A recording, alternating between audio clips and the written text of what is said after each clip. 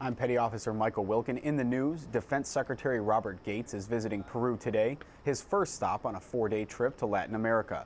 The Secretary is expected to discuss Peru's fight against illegal drug trafficking and offer support for Colombia's fight against leftist paramilitary groups. The Secretary will also go to Colombia and then to Barbados, where he'll meet with senior officials to explore opportunities for more regional cooperation. The head of U.S. Strategic Command, General Kevin Chilton, says President Barack Obama's nuclear posture review lays out a comprehensive plan to sustain America's nuclear arsenal.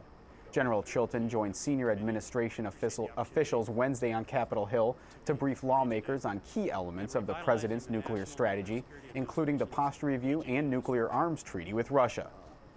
The United States Strategic Command, under the construct of both the nuclear posture review and the START treaty, is able to fully execute the missions assigned to this command to provide adequate strategic deterrence for the United States of America. Of that, I'm absolutely convinced. General Chilton says the posture review backs new funding to help modernize and prepare America's nuclear force against current and emerging threats. The Army has released suicide data for March. Among active duty soldiers, there were 13 potential cases. One of those cases has been confirmed. In the reserve component, who were not on active duty, there were 8 potential cases. None have yet been confirmed. Soldiers and families in need of crisis assistance can contact Military OneSource or the Defense Center of Excellence for Psychological Health and Traumatic Brain Injury Outreach Center. Trained consultants are available from both organizations 24 hours a day.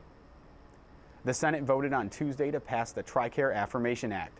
The legislation states that Tricare and Department of Defense non-appropriated fund health plans meet the minimum essential coverage standard for individual health insurance required by the new health care reform bill. Petty Officer Elliot Fabrizio has more from our Pentagon Bureau.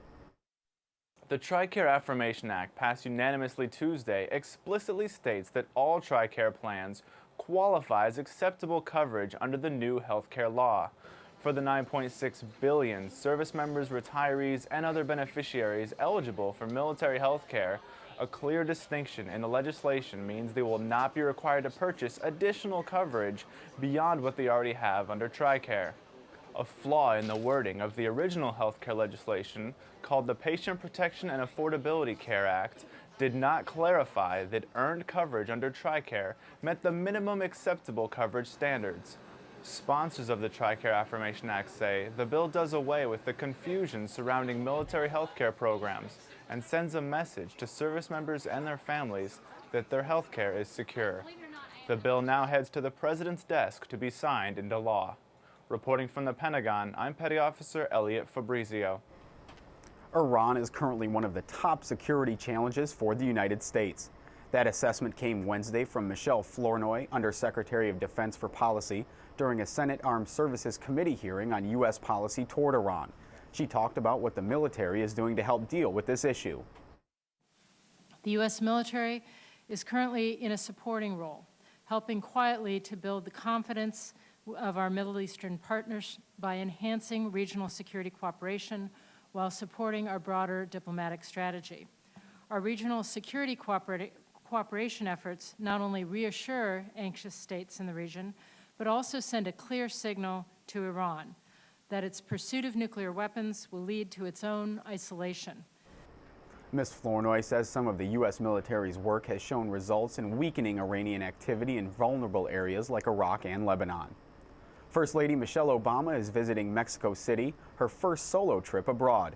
She arrived there Tuesday evening. Mrs. Obama is meeting with her Mexican counterpart. She also plans to speak with the country's younger population.